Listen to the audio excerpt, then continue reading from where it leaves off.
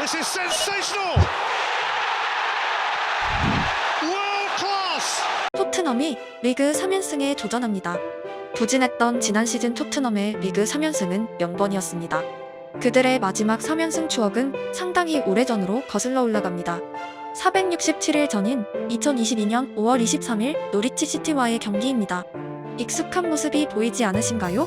바로 많은 사람들이 잊지 못하는 무우라의 환상적인 어시스트에 이은 손흥민의 득점이 터진 날이자 골든부트 수상이 확정된 날이었습니다. 벌써 467일이 지났다니 새삼 빠른 시간에 숙연해집니다. 득점왕의 강렬함 때문에 다소 가려져 있지만 노리치전 승리는 토트넘의 챔피언스리그 확정을 결정지은 중요한 승점 3점이기도 했습니다. 토트넘과 손흥민 팬들 입장에서는 다음 시즌을 기대하게 만드는 막판 스퍼트의 상징적인 3연승이었고, 결과적으로 당시 쌓아올린 승점 9점은 2점 차로 아스널을 따돌리고 리그 4위 달성을 확정짓게 만들었습니다. 2년의 시간이 지나고 상당히 많은 멤버가 변했고 2연승도 흔치 않던 작년의 기억을 지우기 위해 새로운 토트넘은 충격전을 예고하고 있습니다. 벌리는 맨유, 맨시티, 첼시, 아스널, 토트넘, 리버풀, 이른바 EPL 빅6를 상대로 6연패 중입니다. 리그와 컵 대회를 포함해 오래도록 강팀에게 승리를 거두지 못하고 있는 벌리 또한 적어도 승점 1점은 올려야 하는 사연을 안고 있습니다. 빅6를 상대로 한 그들의 마지막 승리의 기억은 공교롭게도 토트넘입니다.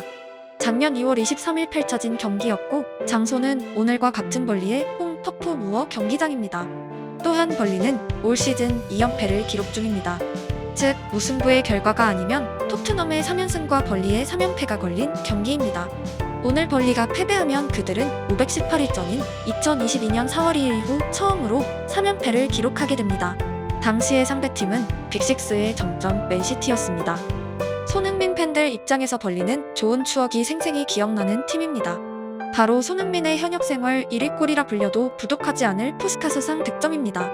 당시 득점은 EPL 12월의 골 수상을 시작으로 BBC 올해의 골, 디어슬레틱과 EPL 사무국 올해의 골에 연이어 선정되기도 했습니다. 발롱도르는 프랑스어로 황금의 공이란 뜻입니다. 골든부트는 영어 그대로 황금 축구화입니다.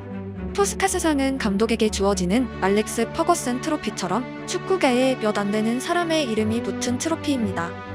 푸스카스는 헝가리가 세계 최강으로 불리던 시절 레알 마드리드에서 뛰던 클럽과 국가의 에이스 선수였습니다.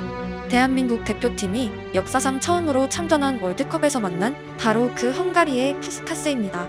그리고 놀랍게도 현 토트넘 감독 포스테코글루가 호주에서 현역으로 뛸 당시 인연을 맺은 감독이기도 합니다. 모두가 알다시피 포스테코글루는 공격적인 축구를 신봉하고 그 출발점은 다름 아닌 푸스카스입니다. 역사상 가장 위대한 축구선수 20명의 푸스카스 감독은 분명 포함될 것이다. 그는 공격적인 축구를 사랑했다. 나는 당시 풀백이었는데 그는 매번 골을 넣는 선수들에게 계속해서 볼을 연결하라고 주문했다.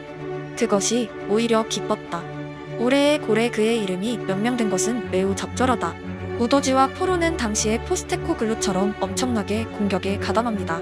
토트넘에 남아있는 푸스카스 축구의 흔적입니다.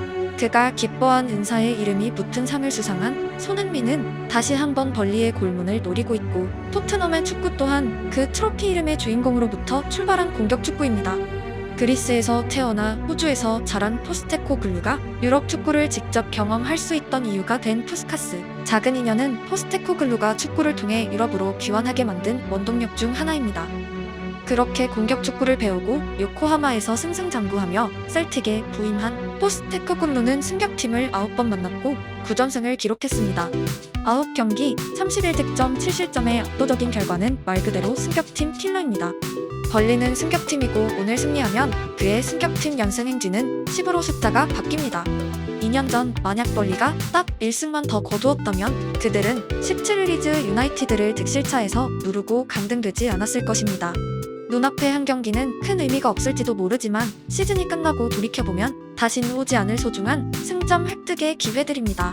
1부와 2부는 하늘과 땅 차이이고 벌리에겐 1승이 부족했습니다. 축구뿐 아니라 현실에서도 가끔 승점 1, 2점이 부족할 때가 있고 주어진 오늘을 대충 보내기 아까운 이유입니다. 어쨌든 결과는 냉정했고 벌리는 강등되었으며 한 시즌 만에 승격에 성공합니다.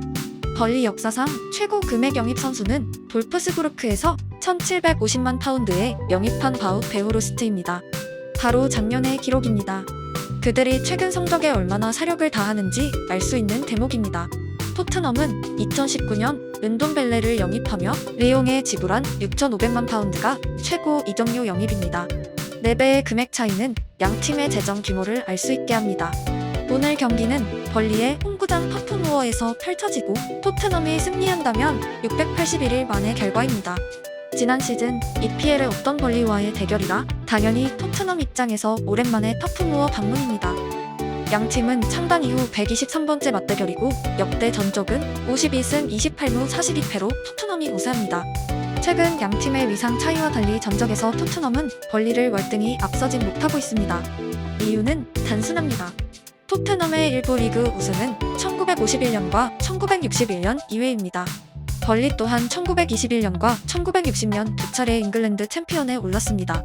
벌리가 역사 내내 약팀이 아니었다는 의미입니다. 재밌는 시기를 발견하셨나요? 그들은 1960년과 1961년에 트로피를 나눠 가졌으며 해당 시기 잉글랜드 최강팀에 함께 포함되었습니다.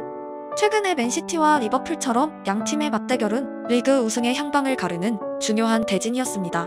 무려 50년도 넘은 오래된 이야기이고 벌리의 마지막 트로피는 1973년의 FA 커뮤니티 실드이고 토트넘은 1991년의 FA컵과 커뮤니티 실드입니다.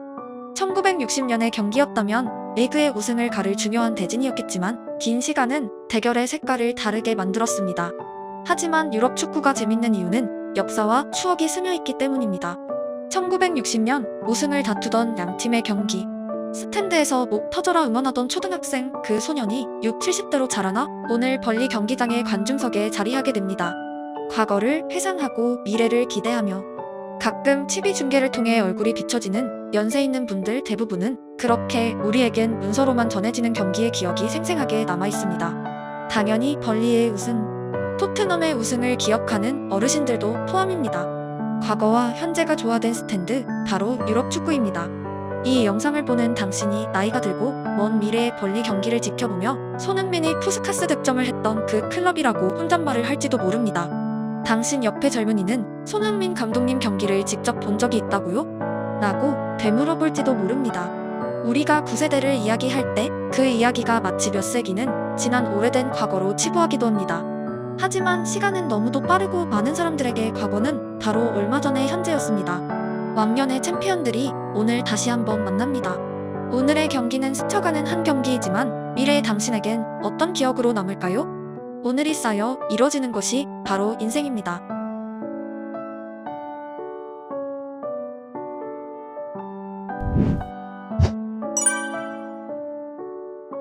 you